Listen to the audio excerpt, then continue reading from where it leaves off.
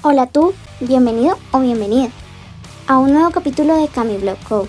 Hoy te traigo una de las nuevas secciones del canal, que la denominé Conociendo a. En esta sección conoceremos la vida y obra de celebridades y personas del común, como tú o como yo. Lo interesante de esta sección es que todas las personas que cuenten su historia tienen algún tipo de condición. Esto con el fin de visibilizar a nuestra comunidad y demostrar que las personas en condición también tenemos talentos y muchas capacidades que demostrar al mundo. Habiéndoles contado y explicado la nueva sección, empecemos de una vez. Y les voy a presentar a Frida Kahlo, una chica mexicana, pintora y artista. Pero mejor la dejaré a ella que se presente. Entonces, sin más, comencemos.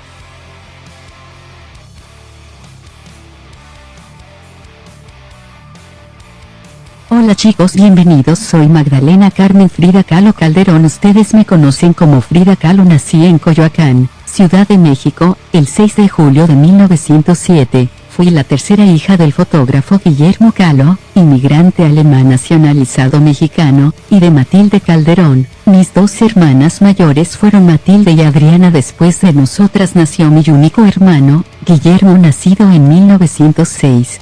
Sobrevivió solo unos días. En julio de 1907 nací y solo 11 meses después, en junio de 1908, nació mi hermana menor. Cristina fue mi constante compañera y la única que dejó descendencia. Fui una pintora mexicana. Mi obra gira en torno a mi vida y a mi propio sufrimiento. Fui autora de 150 obras, principalmente autorretratos, en los que proyecté mis dificultades por sobrevivir. También soy considerada como un ícono pop de la cultura de México. Mi obra influyó por el arte popular mexicano de raíces indígenas, inspirando a otros pintores mexicanos del periodo postrevolucionario. En 1913 contraje una poliomielitis que me obligó a permanecer 9 meses en cama y me dejó secuelas permanentes en la pierna derecha. Como parte de mi rehabilitación, practiqué diversos deportes, algunos poco usuales en la sociedad mexicana de mi época para una niña, como fútbol o boxeo. El 17 de septiembre de 1925 sufrí un grave accidente cuando el autobús en el que viajaba fue arrollado por un tranvía, quedando aplastado contra un muro y completamente destruido. Regresaba de la escuela a casa junto a Alejandro Gómez, mi novio de entonces. Mi columna vertebral quedó fracturada en 3 partes, sufriendo además fracturas en 2 costillas, en la clavícula y 3 en el hueso pélvico. Mi pierna derecha se fracturó en 11 partes, mi pie derecho se dislocó. La medicina de mi tiempo me atormentó con múltiples operaciones quirúrgicas, por lo menos 32 a lo largo de mi vida, corsés de yeso y de distintos tipos, así como diversos medicamentos. A comienzos de 1925, poco antes de este accidente, había trabajado como aprendiz en el taller de grabado e imprenta de Fernando Fernández Domínguez, un amigo de mi padre que, en medio del trabajo, me enseñaba a dibujar copiando grabados de Anderson, dado que creía haber detectado en mí dotes especiales para este arte. Aparte de esta experiencia, yo no había mostrado antes de mi accidente ningún interés especial por la pintura. Tampoco seguía con mayor interés la asignatura de artes plásticas en la escuela. La batalla contra las secuelas de la poliomielitis me hacían inclinarme más bien por actividades deportivas. Cuanto más me moviera y más ejercicio físico sistemático hiciese, mejores eran mis posibilidades de recuperación. Tras el accidente, en cambio, trataba de moverme lo menos posible para recuperarme. Es así como la pintura cobra un lugar central en mi vida. Durante mi larga convalecencia comencé a pintar de manera más constante.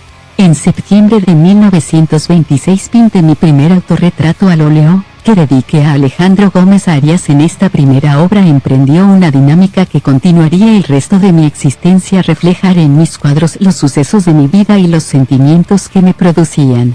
En 1927 pinté el retrato de Miguel en el Ira, un óleo sobre lienzo donde muestro a mi compañero Cachucha en un fondo muy particular y simbólico lleno de objetos y signos que aluden a mi nombre. Apenas un año más tarde realicé el retrato de mi hermana Cristina con líneas muy puras y tonos muy suaves. En 1939 terminé un autorretrato, donde reflejaba mis dos personalidades, las dos Fridas. En este cuadro, asimilaba la crisis, ese mismo año expuse en París en la Galería Renaud Collier gracias a Breton. Esta estancia en la capital francesa me llevó a relacionarme con el pintor malagueño Pablo Picasso. Regresé temporalmente a mi casa de Coyoacán. Fue un periodo de ánimo depresivo. Consumí alcohol como manera de aliviar mis sufrimientos físicos y psicológicos. Pocos meses después viajé a California para someterme en esa ciudad a una nueva operación quirúrgica con el cirujano Leo Elveser, quien ya la había tratado 10 años antes.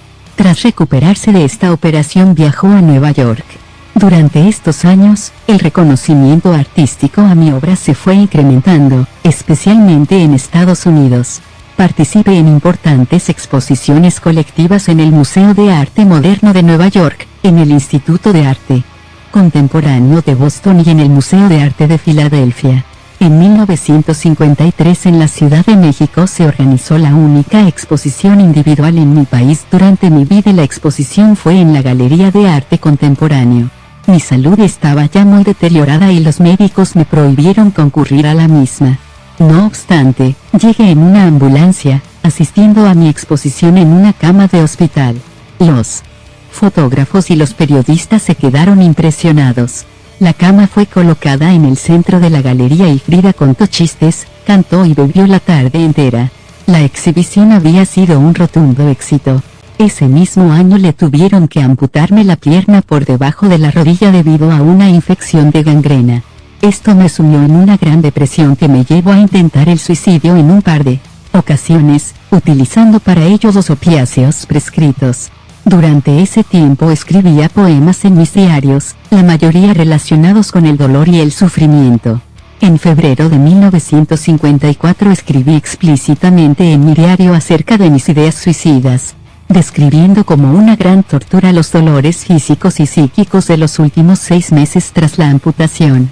El 19 de abril de 1954 ingresé al hospital inglés tras un intento de suicidio y, aunque escribí en mi diario que había prometido no recaer, el 6 de mayo tienen que hospitalizarme nuevamente por el mismo motivo.